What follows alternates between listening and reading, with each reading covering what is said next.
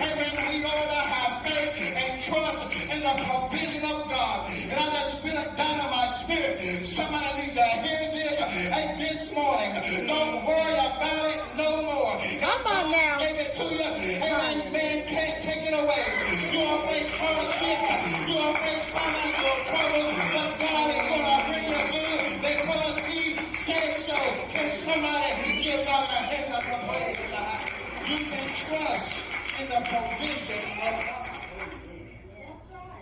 Look out amongst the crowd. All of us in here are blessed beyond measure. Amen. Amen. He's brought us through. Amen. And God's going to carry us through. That ought to make somebody happy. That ought to make, amen, somebody shout this morning. We can trust and have faith in the provision of God. Amen. And trust in His presence too. Amen. God is always going to be with us. Amen. No matter what situation that we face and come against, God's not going to leave you there.